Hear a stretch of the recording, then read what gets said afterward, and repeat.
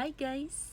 For today's video, i-share ko na sa inyo yung aming timeline ng aming adjustment of status dito sa US. Kung gaano katagal kaming na-approve. So, konting recap kung kailan ako dumating dito sa US. Dumating ako dito sa US November 9, 2023. Tapos, kinasal kami January 26, 2024. 1 week before ma-expire yung aking K1 visa na 90 days. Yes guys, kinakabahan ang person noon, baka makauwi ako sa Pilipinas. And then April 20, nagkaroon kami ng second wedding. Oh yes, second wedding kasi yung first wedding namin, court lang yon at saka yung walang nakakaalam na family members kasi nga meron kaming pinagplanuhan na church wedding. So, ang nakarating lang doon is yung asawa ko, ako, at saka yung nakasal. So, April 20, naganap yung bogang kasalan namin dito sa US.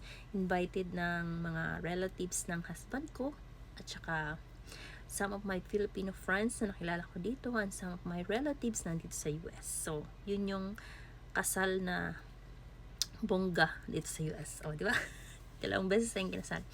So, aside from that, eto na nga, nag-submit kami ng aming adjustment of status December 10, 2024. Natanggap ng USCIS December 16, 2024.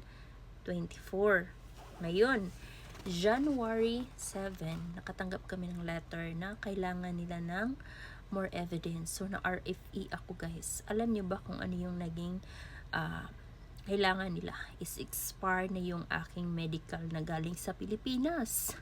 Alam nyo ba niya, ang ating medical sa Pilipinas is 6 months valid lang yun.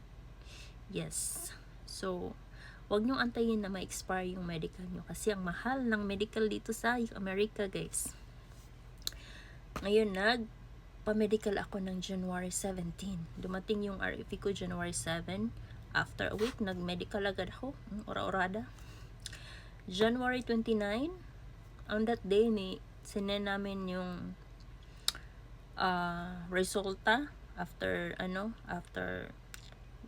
the next day ata. Tapos January 29 na-receive ng USIS yung akong bagong medical.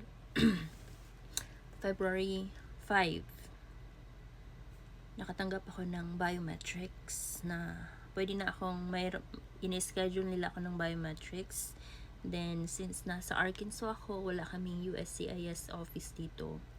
Pinakamalapit na USCIS dito is nasa Memphis, Tennessee. So, yung binigay nila na schedule sa akin is March 3. March 3. So, madali lang yung biometrics, guys. Ano lang siya, pictures at saka thumbprint, ganun lang. So, bigyan lang kayo ng format. Kailangan nyo lang i-fill out doon. Tsaka yun na, mga 10 minutes lang ata, tapos na kayo. So, on the next day, hindi pala next day, April 4, natanggap ko na yung, after a month, natanggap ko na yung aking AED, yung aking employment card. Bilis na. And then, April 24, schedule na ako for interview sa aking adjustment of status. Ngayon, ulitin ko, wala kaming USCIS dito sa Memphis na naman kami babalik. Ang binigay nila sa akin na schedule is June 3. 10 in the morning.